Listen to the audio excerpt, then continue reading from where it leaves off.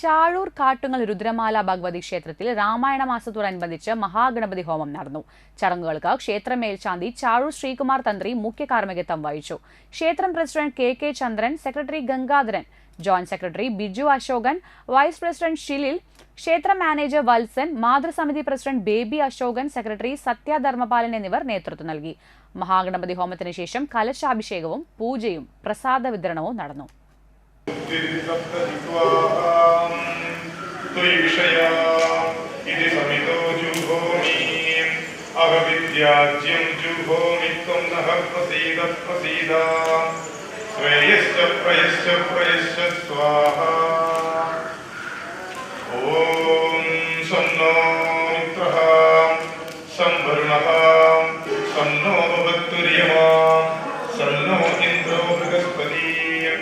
सन्नो विष्णुरुग्रमा नमो ब्रह्मणे नमस्ते वायु त्वमेव प्रत्यक्षं ब्रह्मासि त्वमेव प्रत्यक्षं ब्रह्म वदिष्यामि तदं वदिष्यामि सत्य